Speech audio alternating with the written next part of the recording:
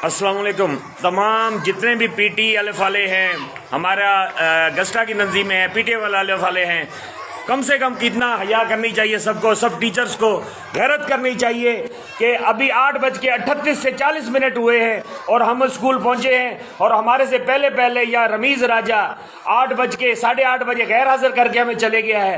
ये कौन सा तरीका है? ये गोड दिलबर खान निजामानी का स्कूल है। बच्चों कौन सा क्या टाइम हुआ है अभी? एक एक करके बताओ। 8:40। टाइम लगाओ इधर, नोट कराओ इधर। ये देखें, टाइम देखें, 8 इस टाइम 42 मिनट हुए। 8:30 बायोमेट्रिक आ रही है, घनी देर थी वही आएगी।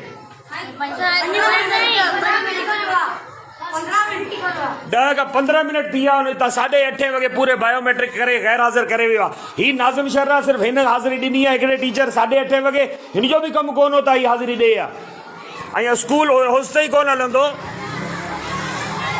पूरे 8:40 थिया आहिनि। 8:40 थे असां सुबुह सवेर पहुता आहियूं। 8:40 थे ऐं बायोमेट्रिक वारो आयो असांखे गैर हाजिर करे वियो आहे। क्या टाइम हुआ है? घनी देर असां सुबुह अचूं था या नथा अचूं? डेली पढ़ायूं पिया या न पिया पढ़ायूं? हमारी स्ट्रेंथ देख लें। अगर यहाँ उस्ताद नहीं आते तो ये बच्चे इतने इधर यहाँ क्यों हैं?